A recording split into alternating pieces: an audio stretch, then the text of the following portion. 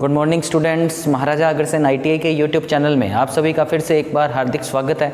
मैं सिद्धार्थ आज आपके बीच में साधारण ब्याज और चक्रवर्ती ब्याज उसका टॉपिक लेके आया हूँ। ये ITI के पॉइंट ऑफ व्यू से काफ़ी इंपॉर्टेंट टॉपिक है। इसके अलावा अगर आप कोई भी कंपटीशन एग्ज़ाम देते हैं ये किसी से भी रिलेटेड तो भी ये टॉपिक आपके लिए काफ़ी इंपॉर्टेंट है।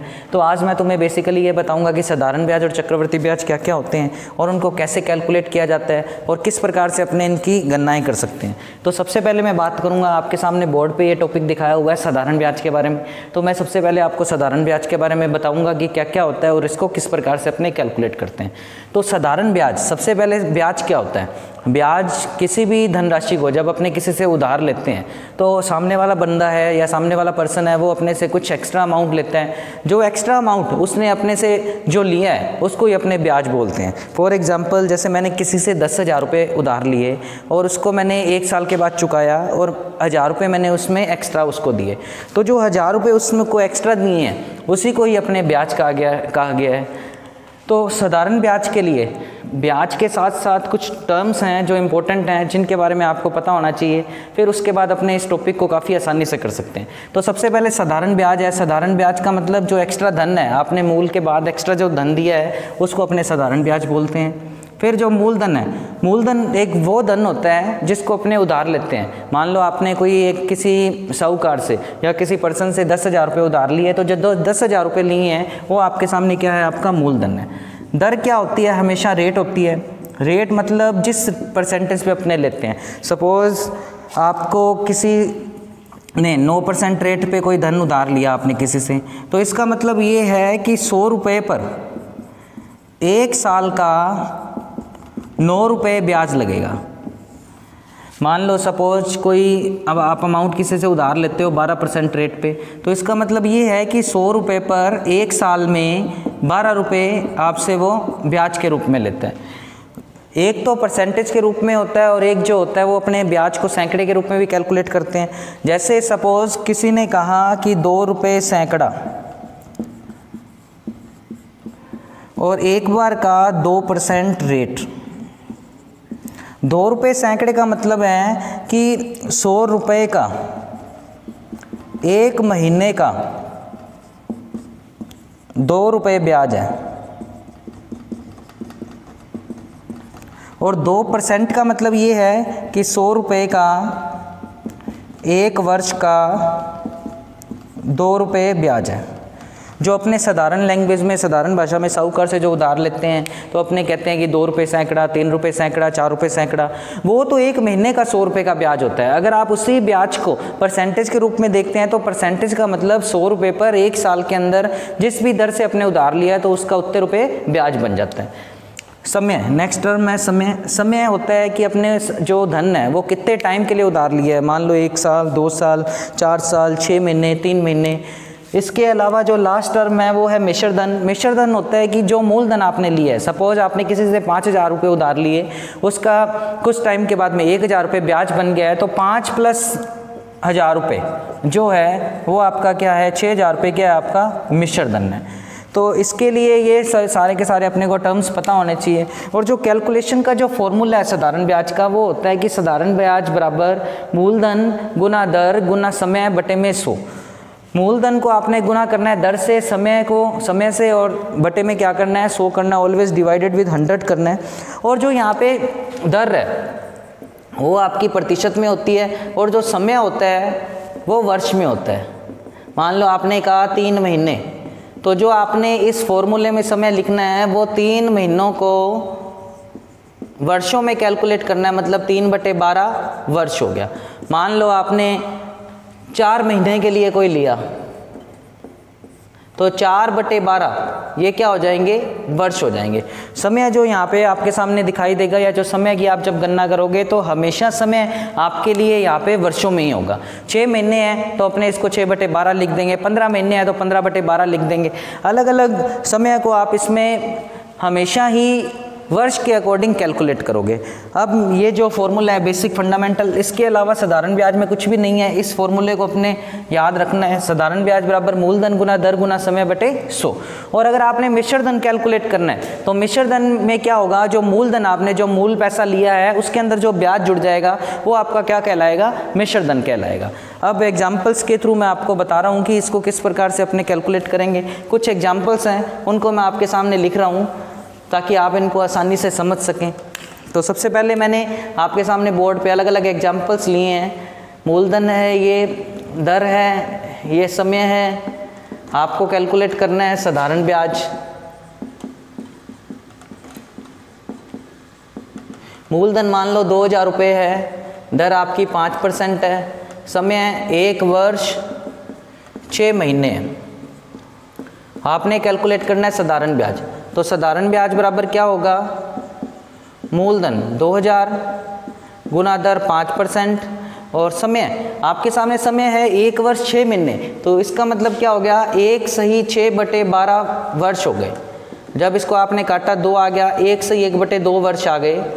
तो इसका मतलब क्या हो गया, ये कितना है, 3/2 वर्ष है आपके सामने।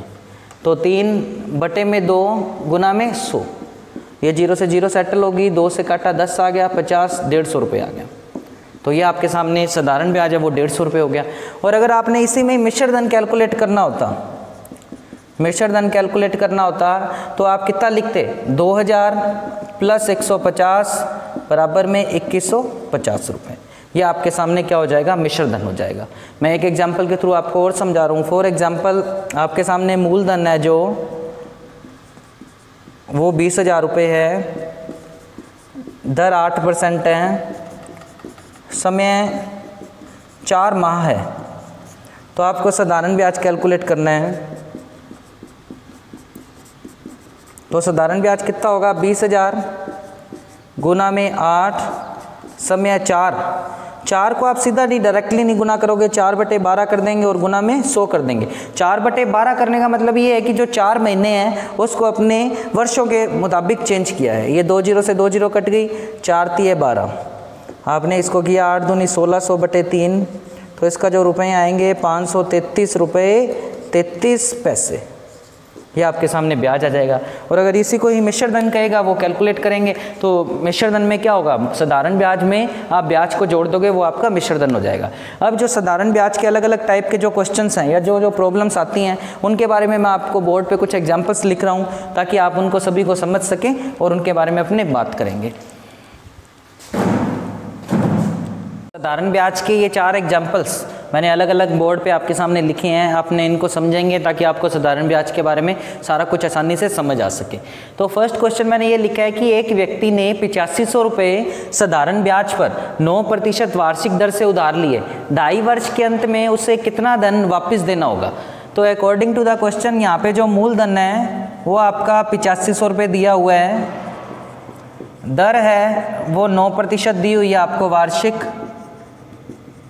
समय है वो 2.5 वर्ष, 2.5 वर्ष का मतलब 5/2 वर्ष दिया हुआ है। आपको कैलकुलेट करना है कि 2.5 वर्ष के अंत में उसे कितना धन वापस देना होगा। तो मिश्र धन आपको कैलकुलेट करना है, मिश्र धन। तो साधारण ब्याज पहले कैलकुलेट करते हैं। साधारण ब्याज क्या होगा, मूलधन गुना दर गुना समय बटे में 100 होगा। तो मूलधन आपके सामने यहाँ पे है 8500 रुपये, दर है 9%, समय 5/2 वर्ष है, गुना में 100। जब इसको कैंसिल आउट किया, अब मल्टीप्लाई करेंगे अपने 85 का मल्टीप्लाई 45 से अपॉन में 2 करेंगे। जब 85 का मल्टीप्लाई किया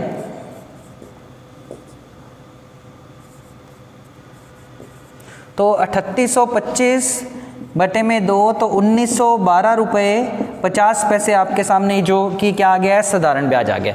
अब मिश्र धन क्या होगा, मिश्र धन होता है मूलधन प्लस में ब्याज। तो मूलधन जो आपके सामने प्रिंसिपल है जो 8500 रुपये प्लस सिंपल इंटरेस्ट है जो वो 1912 रुपये 50 पैसे। तो ये जो अमाउंट आएगा कैलकुलेट होके 10,412 रुपये 50 पैसे, जो कि क्या आ गया आपके सामने, मिश्र धन आ गया। तो ये फर्स्ट क्वेश्चन था अपना। अब मैं सेकंड क्वेश्चन की ओर जा रहा हूँ। सेकंड क्वेश्चन ये है कि स्टेटमेंट कोई धन साधारण ब्याज की दर से 10 वर्षों में डबल हो जाता है, तो बताइए ब्याज की दर कितनी है। तो मान लेते हैं सपोज कोई धन अपने लिया, मूलधन था अपना x रुपये, 10 वर्ष बाद यह धन हो जाता है डबल, मतलब हो गया 2x हो गया। तो जो इसके अंदर ब्याज होगा, ब्याज कितना होगा, मान लो मैंने आपसे 100 रुपये मूल में उधार लिया और 10 वर्ष बाद ये डबल हो जाता है, मतलब 200 रुपये हो गया। तो 100 रुपये तो अपने मूल चल रहे थे और 200 रुपये में 100 रुपये मूल हो गए, 100 रुपये क्या हो गया, ब्याज हो गया। ब्याज कैसे कैलकुलेट होगा, जो 2x है उसमें से क्या कम करेंगे, x कम करेंगे और जो कि अमाउंट निकल के आएगा वो होगा x होगा। तो यहाँ पे अपने को रेट ऑफ इंटरेस्ट कैलकुलेट करना है। तो फॉर्मूले के अकॉर्डिंग ब्याज बराबर क्या होता है, मूलधन गुना दर गुना समय बटे में 100। तो मूलधन है अपने सामने x, दर अपने को निकालनी है, समय 10 वर्ष है बटे में 100 और जो कि साधारण ब्याज है x रुपये। तो दर बराबर कितना हो गया, 100 का गुना किया x से और divided with x multiply with 10। तो जब इससे कैंसिल आउट किया तो दर आ गई अपनी 10%। तो कहने का मतलब अगर मैं ये कहूँ कि 10 वर्ष में 10% रेट से कोई भी सिंपल अमाउंट है वो अपना अमाउंट का डबल हो जाता है 10 सालों बाद। अब मैं तीसरे एग्जाम्पल्स की ओर बात कर रहा हूँ। लिखा हुआ है कोई धन 20 वर्षों में 3 गुना हो जाता है, तो बताइए ब्याज की दर कितनी है। मान लेते हैं मूल जो था वो x था, 20 वर्ष बाद यह धन हो जाता है 3x, तो इसके अंदर जो ब्याज रहेगा वो कितना होगा, 3x में अपने कम किया x तो ब्याज हो गया अपना 2x रुपये। तो according to the formula simple interest equal to principal into rate into time upon 100 होता है। तो सिंपल इंटरेस्ट अपने सामने 2x है, मूलधन x है, दर अपने को निकालनी है, समय 20 वर्ष है बटे में 100 है। तो दर बराबर कितना हो गया, 100 का गुना किया 2x से और बटे में 20 गुना x किया, x से x कैंसिल आउट हो गया, 2 से 2, 0 से 0, तो दर कितनी आ गई अपने सामने 10% आ गई। तो कहने का मतलब ये है कि 20 वर्ष में 10% रेट पे कोई भी जो अमाउंट है सिंपल इंटरेस्ट पे वो 3 गुना हो जाता है। अब अपने फोर्थ क्वेश्चन की ओर बात करते हैं। फोर्थ क्वेश्चन में ये स्टेटमेंट है, ये 2 स्टेटमेंट से मिलकर बना हुआ एक क्वेश्चन है। लिखा हुआ है कोई धनराशि 5 वर्षों में समय की दुगनी हो जाती है, तो यह राशि कितने वर्षों में समय की 6 गुना हो जाएगी। तो according to the first statement अपने यहाँ से क्या निकाल लेंगे, 5 वर्ष दिए हुए हैं और दोगुनी दी हुई है, तो यहाँ से दर आ जाएगी। उसी दर का इस्तेमाल करते हुए, उसी दर का यूज़ करते हुए अपने सेकंड स्टेटमेंट में जो समय टाइम की कैलकुलेशन करनी है वो यहाँ से करेंगे। तो यहाँ पर लिखा हुआ है, मान लेते हैं x रुपये अपने उधार लिए, वो 5 वर्ष बाद 2x हो गए, तो इसमें ब्याज कितना होगा, वो अपने सामने 2x माइनस x बराबर कितना हो गया, x रुपये हो गया।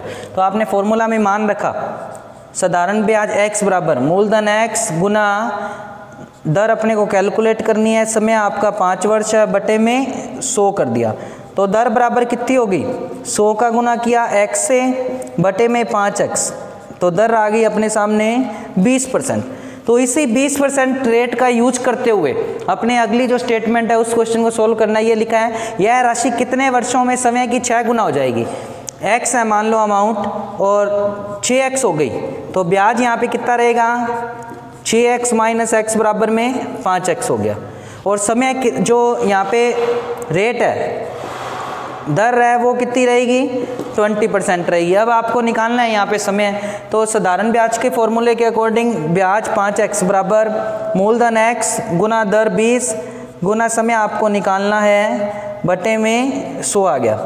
तो समय बराबर 100 का गुना किया आपने 5x से और बटे में x का गुना किया 20 से, तो 5 चौके 20, 25 आ गया, यहाँ पे x से x कट गया, तो आपके सामने जो समय आ जाएगा वो 25 वर्ष आ जाएगा।